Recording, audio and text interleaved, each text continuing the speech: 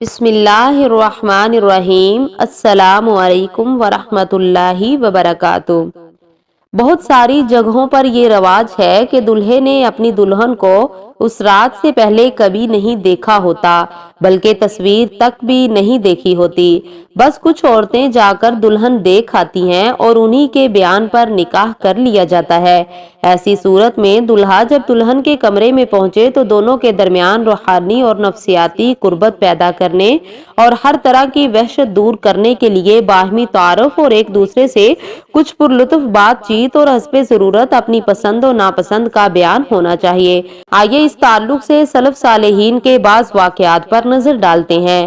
ابو درداء رضی اللہ تعالی عنہ نے اپنی بیوی سے شادی کی رات میں کہا تھا، جس وقت تم مجھے غصے میں دیکھنا تو مجھے منا لینا، اور جب تم غصے میں رہو گی تو میں تمہیں منا لوں گا۔ اگر ایسا نہیں ہوا تو پھر ہم دونوں میں نباہ مشکل ہو جائے گا۔ غور کیجئے کہ ان مختصر سے کلمات میں کامیاب زندگی گزارنے کا کتنا بہترین نسخہ پیش کیا گیا ہے۔ ازدواجی زندگی میں ایسے حالات بار بار آتے ہیں جب شوہر کو بیوی کی اور بیوی کو شوہر کی کسی بات پر ناراضگی ہو جاتی ہے، لیکن یہ بات معلوم ہے کہ جب مرد کو غصہ آتا ہے تو جلدی ٹھنڈا نہیں ہوتا، اور کوئی مرد بآسانی اپنی ضد سے نہیں ہٹتا، اور نہ ہی سہولت کے ساتھ اپنی غلطی تسلیم کر کے معاملہ کو رفع دفع کرتا ہے۔ لیکن غصے کے معاملے میں ایک طبی اور فطری اصول یہ ہے کہ فریق مقابل عموماً زیادہ پرسکون ہوتا ہے، یعنی جب شوہر غصے میں ہوگا تو بیوی فطری طور پر پرسکون ہوگی، اور جب بیوی غصے میں ہوگی تو شوہر فطری طور پر پرسکون ہوگا۔ لہٰذا ایسی حالت میں چاہیے کہ جو پرسکون ہو غصے والے کو منا لے۔ اختلافات سے دور مسرت بری ازدواجی زندگی کا اس سے اہم اور نقطہ کوئی نہیں ہو سکتا۔ ایک واقعہ یہ ہے کہ تاریخ اسلام کی مشہور شخصیت قاضی شریح کا واقعہ ہے، اور نہایت ہی دلچسپ اور پراسرار اور حسین واقعہ ہے۔ قاضی شریح نے ایک بار امام شعبی سے کہا، بنو تمیم کی عورتوں سے نکاح کیجئے، بڑی سمجھدار ہوتی ہیں، اور بطور دلیل یہ واقعہ سنایا۔ کہنے لگے کہ ایک بار میں ایک گلی سے گزر رہا تھا، ایک دروازے پر ایک بڑھیا کو کھڑے دیکھا، اس کے ساتھ میں ایک نہایت پری روح حسین و جمیل دوشیزہ بھی کھڑی تھی۔ مجھے پیاس نہیں تھی، لیکن پیاسا بن کر ان کے پاس گیا اور پانی مانگا۔ بڑھیا نے پوچھا، آپ کو کون سا مشروب پسند ہے؟ میں نے عرض کیا، جو بھی میسر ہو پیش کر دیجئے۔ اس نے اپنی بیٹی سے کہا، بیٹی جاؤ مسافر کے لیے دودھ لے آؤ۔ جب بیٹی چلی گئی تو میں نے بڑھیا سے پوچھا، یہ لڑکی خالی ہے یا مشغول ہے، یعنی اس کا نکاح ہو گیا ہے یا نہیں؟ اسے کسی نے پیغام نکاح دے دیا ہے یا نہیں؟ ابھی اس کی منگنی ہوئی ہے یا نہیں ہوئی؟ بڑھیا نے کہا، ابھی لڑکی خالی ہے، میں نے اس سے شادی کی پیشکش کر دی۔ بڑھیا نے کہا کہ فلاں سے جا کر بات کرو۔ میں نے اس کے چچا سے بات کی تو اس نے حامی بھر لی، میرا پیغام نکاح اس لڑکی کے لیے منظور کر لیا گیا۔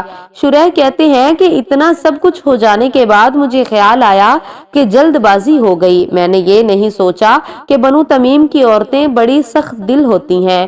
حسن پر اس قدر جلدی فریفتگی کوئی اچھا کام نہیں ہوا، لیکن پھر میں نے کہا، جو ہوا سو ہوا، اگر ٹھیک رہی تو رکھا جائے گا ورنہ طلاق دے دیا جائے گا۔ کہتے ہیں کہ جب وہ لڑکی میرے گھر آئی، میں کمرے میں داخل ہوا اور وضو کر کے 2 رکعت نفل پڑھنے لگا۔ جب میں نے سلام پھیرا اور مڑ کر دیکھا تو وہ لڑکی بھی میرے ساتھ میرے پیچھے صلاۃ پڑھ رہی تھی۔ میں نے سوچا، یہ تو بہت اچھی لڑکی ہے، اس کے گھر والوں نے اس کی بڑی شاندار تربیت کی ہے۔ صلاۃ کے بعد جب خلوت ہوئی اور شریح نے اس لڑکی کی طرف ہاتھ بڑھایا تو اس نے کہا کہ ٹھہریے۔ پھر وہ حمد و صلاۃ کے بعد یوں گویا ہوئی، میں اس گھر میں ایک اجنبی عورت ہوں، مجھے آپ کے اخلاق اور آپ کی پسند ناپسند کا پتہ نہیں، لہذا آپ مجھے یہ بتا دیجئے، آپ اپنی قوم کی کسی لڑکی سے شادی کر سکتے تھے اور میں بھی اپنی قوم کے کسی لڑکے سے بیاہی جا سکتی تھی، لیکن اللہ کا فیصلہ اور اس کی تقدیر کا لکھا ہے۔ آج آپ میرے مالک ہیں، چاہے تو اچھے انداز میں میرے ساتھ رہیں اور چاہے تو اچھے انداز میں مجھ سے الگ ہو جائیں۔ مجھے یہی بات کہنی میں تھی۔ آخر میں اپنے لیے اور آپ کے لیے اللہ سے عفو مغفرت کی طلبگار ہوں۔ قاضی شرح کہتے ہیں کہ اس جگہ تقریر کی کوئی ضرورت نہیں ہوتی، مگر میں نے اس کی بات سن کر باقاعدہ تقریر کی ضرورت محسوس کی۔ چنانچہ حمد و صلات کے بعد میں نے عرض کیا، تم نے بڑی عمدہ بات کہی ہے، اگر تم اپنی بات پر قائم رہتی ہو تو یہ تمہاری ایک خوبی ہوگی، اور اگر اس سے ہٹ جاتی ہو تو یہ گفتگو تمہارے خلاف حجت و دلیل ہوگی۔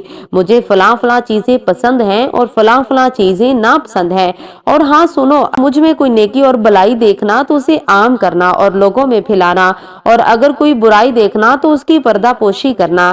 پھر اس عورت نے دریافت کیا کہ میرے گھر والوں کے تعلق سے آپ کا کیا خیال ہے، وہ آپ کے یہاں کتنا اور کس قدر آمد و رفت رکھیں؟ قاضی شرح نے جواب دیا کہ میں نہیں چاہتا کہ تمہارے گھر والے آ کر میرا وقت ضائع کریں اور میری اکتاہٹ کا باعث بنے۔ چونکہ آپ قاضی اور مشغول انسان تھے، اس لیے اس طرح کی باتیں فرمائی۔ پھر اس لڑکی نے پوچھا کہ آپ اپنے محلے کے کن کن گھرانوں سے تعلقات اور آمد و رفت و زیارت کا معاملہ رکھنا چاہتے ہیں؟ قاضی شرح نے اس کی بھی وضاحت کی اور بتلایا کہ فلاں فلاں اچھے لوگ ہیں اور فلاں فلاں ٹھیک نہیں۔ قاضی شرح بتاتے ہیں کہ پھر بقیہ رات بڑی حسین گزری اور اس کے بعد کی زندگی تو اور بھی خوبصورت اور پر لطف گزری۔ ایک دن کی بات ہے، میں قضا کی مجلس کمرہ عدالت سے لوٹ کر آیا تو میں نے دیکھا کہ ایک بڑھیا میرے گھر میں ہے۔ میں نے پوچھا کون ہے؟ بتایا گیا کہ میری ساس ہے۔ میں گھر میں داخل ہوا تو بڑھیا نے آ کر مجھ سے سلام کیا اور میرا حال دریافت کیا۔ میں نے کہا بہت اچھا ہے۔ اس نے پوچھا کہ آپ کی بیوی کیسی ہے؟ میں نے کہا کہ مجھے بہت اچھی بیوی ملی ہے۔ بڑھیا نے کہا سنو، عورت دو حالتوں میں بگڑ جاتی ہے، ایک اس وقت جب اس کے بطن سے بیٹا جنم لے لے، اور دوسرے اس وقت جب اس کا شوہر اسے بہت چاہنے لگا ہو۔ بیٹا ہونے کی صورت میں اس کا سر غرور سے اس قدر بلند ہوتا ہے گویا اللہ تعالیٰ نے نہیں بلکہ اس نے خود اپنی مرضی سے یہ بیٹا جنم دیا ہے۔ اسی طرح جب عورت کو یہ احساس ہو جاتا ہے کہ اس کا شوہر اسے بے پناہ محبت کر رہا ہے تو اپنے ناز اٹھوانے کے چکر میں بگڑ جاتی ہے۔ بڑھیا نے مزید کہا سنو، زیادہ ناز و نخرے والی عورت بری ہوتی ہے، لہٰذا اگر کوئی ایسی بات دیکھنا تو اسے ادب سکھانا، سمجھانا اور اس کی اصلاح کرنا۔ قاضی شرح کہتے ہیں کہ میں نے کہا محترمہ ماشاء اللہ، آپ نے اپنی بچی کی خوب سے خوب تربیت کی ہے اور میری زندگی بہت اچھی گزر رہی ہے۔ فرماتے ہیں کہ میں 20 سال تک اس عورت کے ساتھ رہا مگر کبھی غصے کی نوبت نہیں آئی۔ ایک بار میں ناراض ہوا لیکن وہاں غلطی میری ہی تھی اور میں ہی ظالم تھا۔ امید کرتی ہوں کہ آپ کو ویڈیو اچھی لگی ہوگی۔ ویڈیو کو لائک اور شیئر ضرور کیجیے گا۔ وعلیکم السلام ورحمۃ اللہ وبرکاتہ۔